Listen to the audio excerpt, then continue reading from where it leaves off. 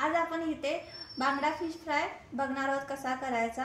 तो आता मी दाखवत आहे। हा बघा छानपैकी असा करून दाखवणार आहे।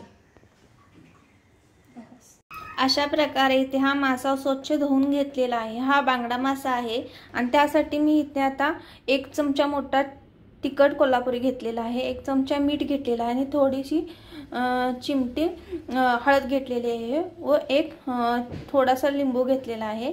हे आता आपण हे सगळे एकत्र करून ह्या माशाला लावायचे आहे।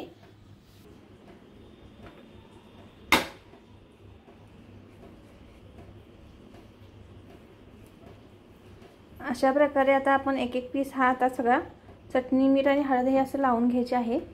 ह्याच्यावर आता आपण हा थोडासा लिंबू असा पिळून घ्यायचा आहे। इथे मी पॅन मध्ये तेल ओतत आहे, 1 चमचाभर असं ओतलेलं आहे।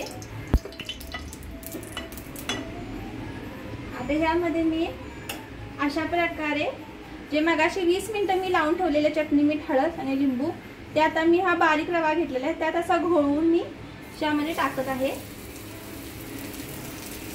अशा प्रकारे एक एक मासा हा मी घोळवून यामध्ये टाकणार आहे। अशा प्रकारे मी सगळ्या माशाच्या पीसना रवा लावलेला आहे आणि हे आता आपण 10 मिनिटं झाकून ठेवायचं आहे। आता हे मी झाकण काढलेलं आहे आणि एका बाजूची आता माशाची हे भाजलेली आहे। आता आपण दुसरी पलटून घेऊया।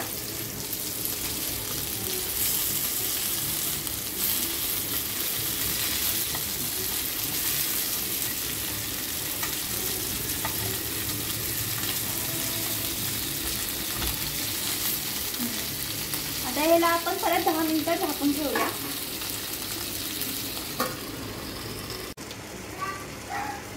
अशा प्रकारे आपला हा मासा आता तयार झालेला आहे।